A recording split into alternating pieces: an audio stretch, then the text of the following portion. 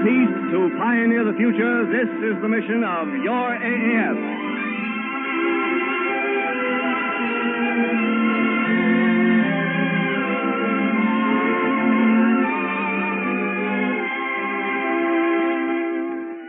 The Army Air Forces, in cooperation with the American Broadcasting Company, presents your AAF, a weekly report to the American people on its continuing operations throughout the world today and its adventures and research which are pioneering for your better world tomorrow.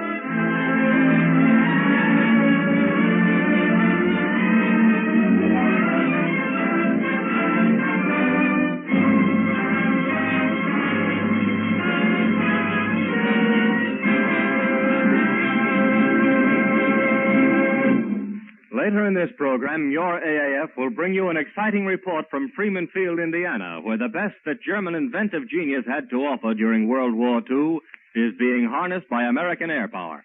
But right now, it's the old soldier orchestra of the AAF doing some high and fancy flying of their own with Sometimes I'm Happy.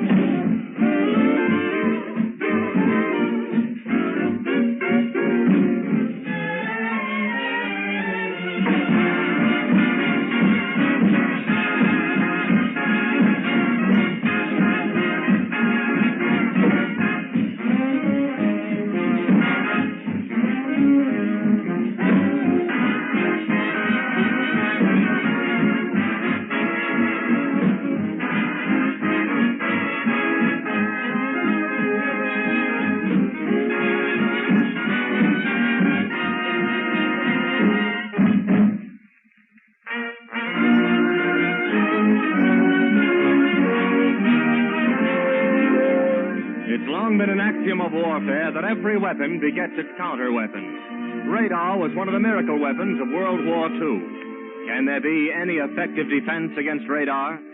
For one answer to this question, we take you by Army wire recorder to a C-47 transport plane somewhere over Wright Field. Go ahead, Captain Bob Van Camp. This is your AAF reporter, Captain Bob Van Camp, speaking to you from inside a specially equipped C-47 transport. We're flying somewhere over Wright Field, and our course is being carefully plotted on the ground by a radar station there. In just a moment, we're going to demonstrate for you how the Army Air Forces is developing counter-weapons as a protection for the future. Here at my side is Lieutenant William J. Schoenberger of the Electronic Subdivision of the Engineering Division at Wright Field, who can tell us just what this special plane is equipped to do. We're carrying a chaff dispenser. Just what do you do with a chaff dispenser? It gives the radar operation on the ground one whale of a headache. See that metal box back there in the radio room? Yeah. That's the dispenser. It was developed by the equipment laboratory at Wright Field. It contains a number of packages of aluminum foil.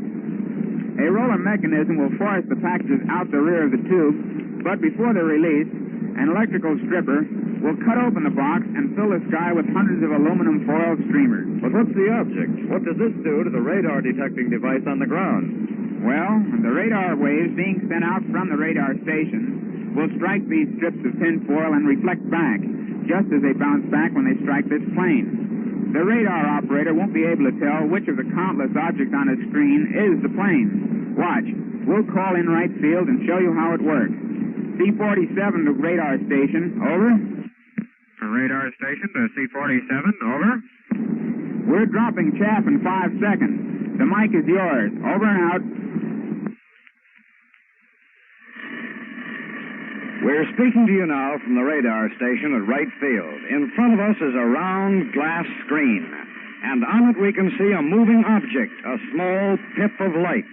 It's a radar picture of Lieutenant Schoenberger's C-47 flying a few thousand feet overhead. We know his exact position and speed. Now, the chaff dispenser on that C-47 is beginning to scatter tinfoil. We can tell because the radar screen is now cluttered with dots, thousands of them. You can't tell where the plane is now. Captain Skane is standing beside me, operating this radar detecting device. What do you do now, Captain? Not much we can do. Those strips of tinfoil are all reflecting the radar waves as they fall through the air. You could hide a half dozen B-29s up there and we couldn't see them. That's really getting results from a few pieces of tinfoil. Yes, and it's the very tinfoil you've been missing from your cigarette packages and candy bars. Really amazing. But what's the future significance of this kind of countermeasure? Well, out here in the laboratories at Wright Field, every time we develop a new weapon, we're concerned with building something to counteract it, whether it's radar, rockets, or atomic energy. We need to keep looking ahead for counterweapons as a safety factor for the future. Thanks a lot, Captain Skane. From this demonstration of radar versus its counterweapon, chaff, we can see how the Army Air Forces is carrying on a constant research and development program for the safety and protection of mankind. From the Air Technical Service Command Headquarters at Wright Field, this is Captain Finch returning you now to your AAF in New York.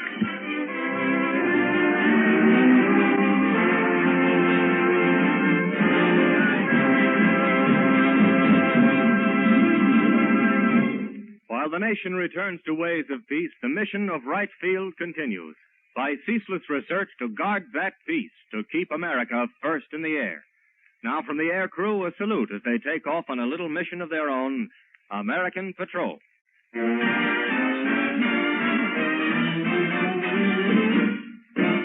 must be vigilant, American Patrol.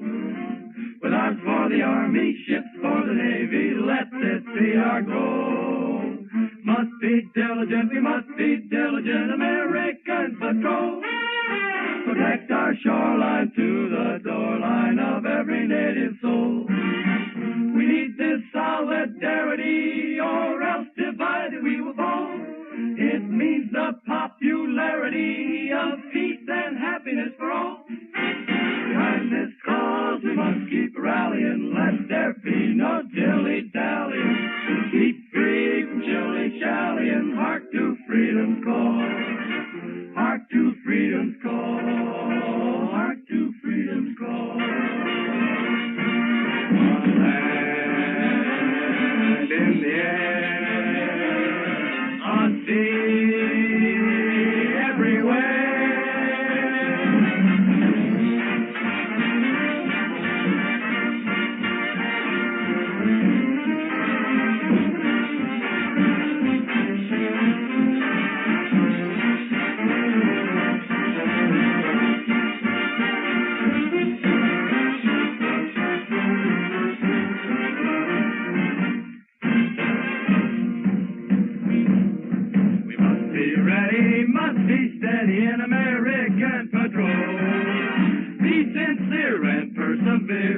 Let that be our goal.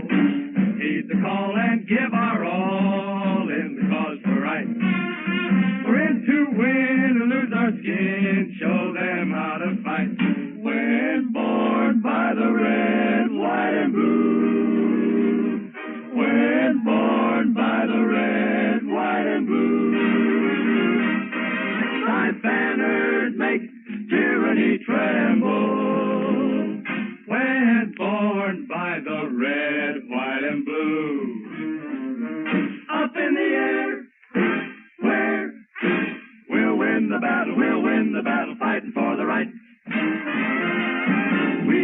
be vigilant, be ready in American patrol. To arm the Army ships for the Navy, let this be our goal. We must be diligent American patrol. Protect our liberty, American patrol. We must be diligent American patrol. Keep on, must keep rallying, let there be no dilly-dally. Keep free from shilly-shallying, let this be our goal in American patrol.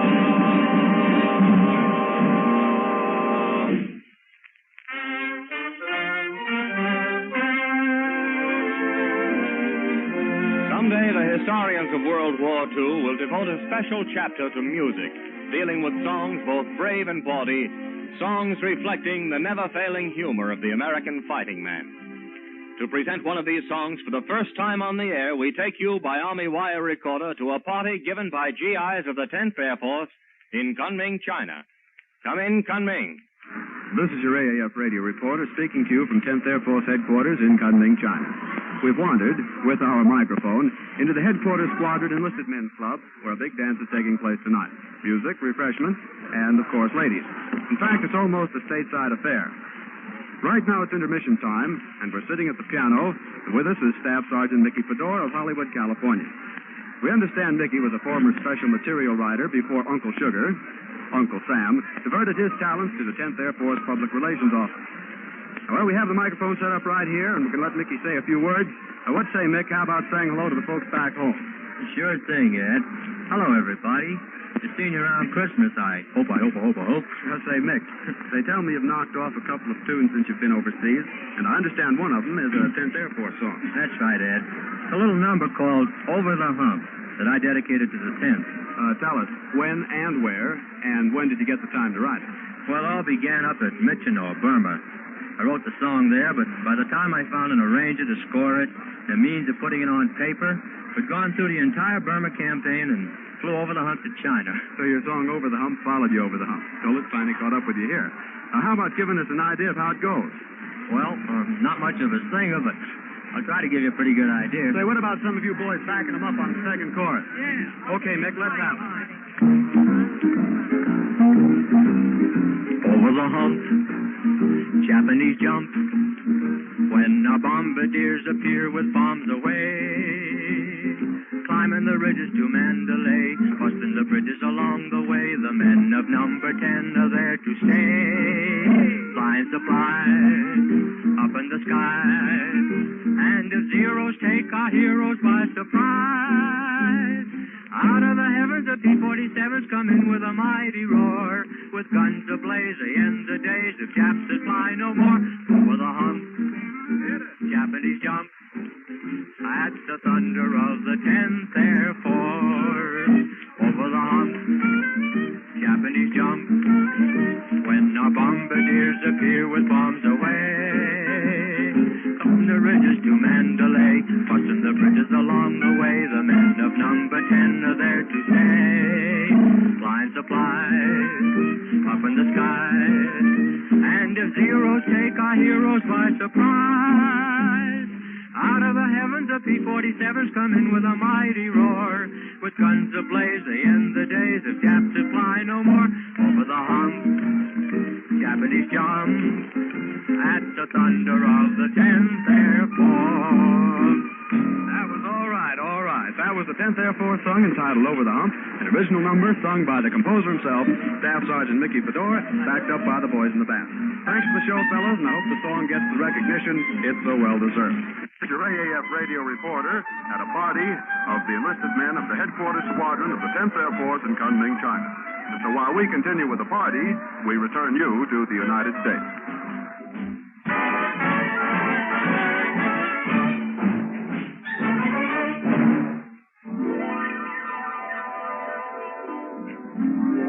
This is your AAF, the official program of the Army Air Forces.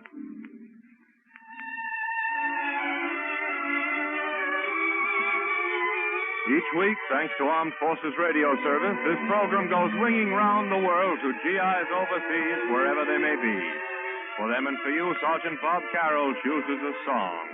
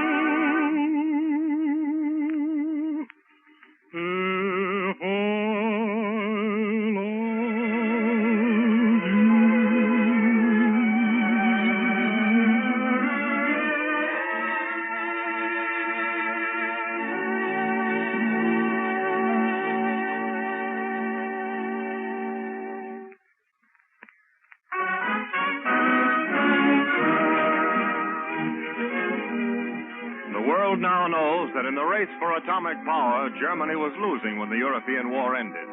But by war's end, our enemy had scored heavily with other secret weapons. For a grim reminder that ceaseless vigilance must always be the price of freedom, we take you by Army wire recorder to Freeman Field, Indiana. Go ahead, Captain Howard Finch. This is your AAF reporter, Captain Howard Finch, speaking to you from Freeman Field at Seymour, Indiana, the scene of the most ironic anticlimax to the greatest war in world history. I'm standing on a flight line that looks much like one of the preposterous enemy airfields pictured in comic books or an imaginative scene from a, shall we say, a Flash Gordon movie. Colonel Harvey C. Dorney is standing beside me, and he's going to tell us why this flight line is dotted with swastika-marked planes. Captain, you're standing on the only field in the United States that handles nothing but captured enemy equipment for the Army Air Forces. Well, Colonel, what are these fabulous planes we see located up and down the field? They were Hitler's last-ditch secret weapons, the planes that were going to win the war for Germany even after we crossed the Rhine. And what are they doing here now? Well, we scoured Europe for these planes, Captain. They represent the best that German inventive genius could do to save the Nazi government. Some of them are fantastic, of course, and deserve little consideration.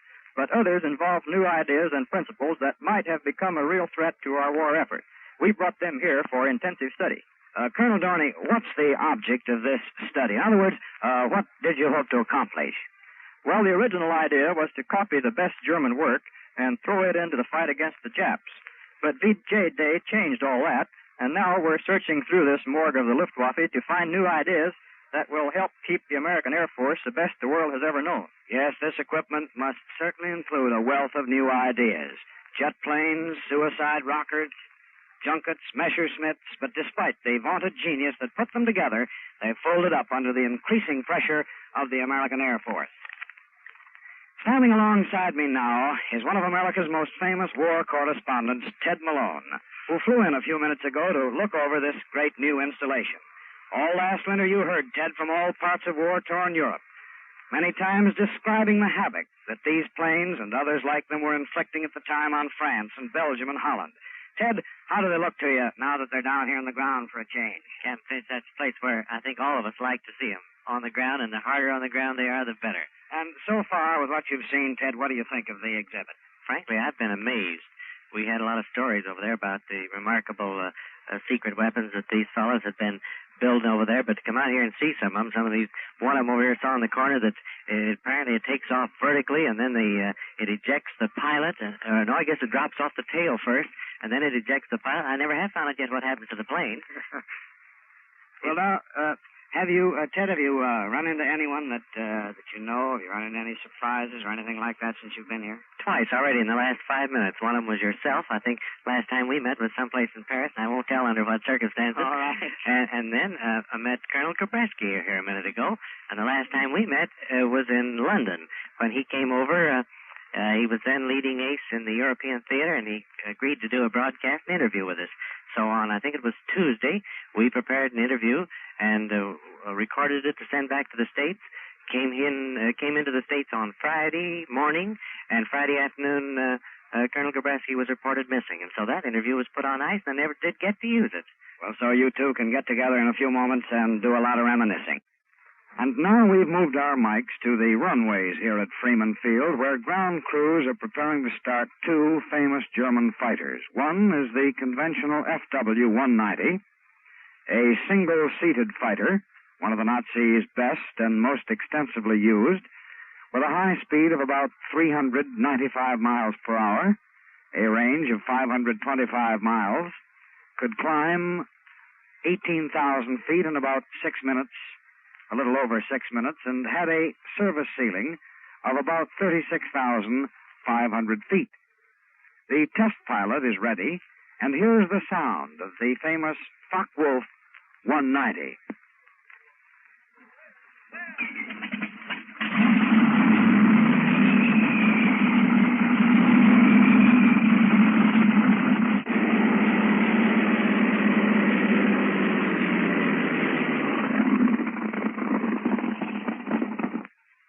And that was the FW-190. Now the other plane ready for demonstration here is the famous single-seated jet fighter, or the ME or Messerschmitt 262. The jet fighter had a high speed of 530 miles per hour, a range of about 90 minutes flying time, could climb 8,750 feet per minute with a service ceiling of 30,000 plus. It carried bombs and two external bomb racks, had four nose-mounted cannons. The deepest penetration of the 262 with bombs was about 160 miles at an altitude of about 13,000 feet. And now, here is the weird, screaming sound of those two jet motors as the ground crews prepare to start them up.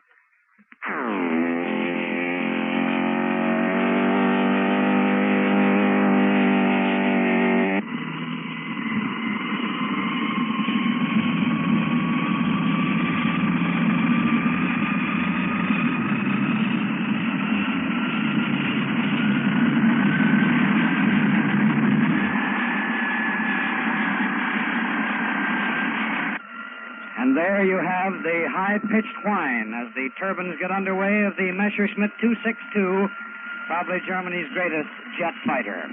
The thought and the philosophy behind this collection of enemy equipment is tremendous. These are the spoils of war. The swastika-marked planes here took good American lives. The AAF has taken a lot of time and expense to bring these planes from Europe to Freeman Field. But the discoveries made from a close study of these planes will help American industry produce better planes for the AAF, planes that will make sure that no future war will come to claim more American lives. Our enemy was smart. Here at Freeman Field, we're claiming the fruits of his genius as part of our share in the spoils of World War II. We return you now to your AAF in New York.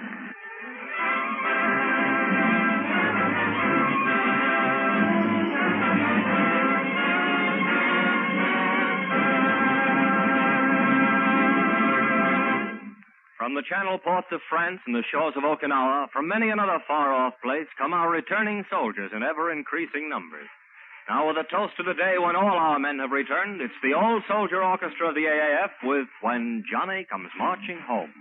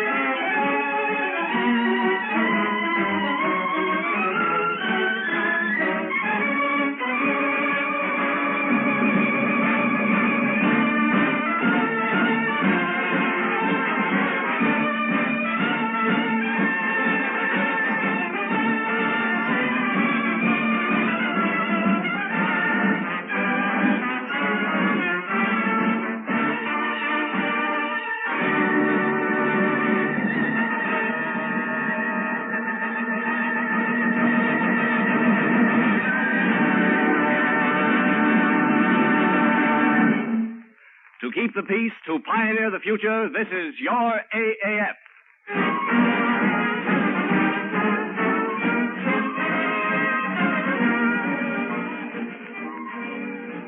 This is the American Broadcasting Company.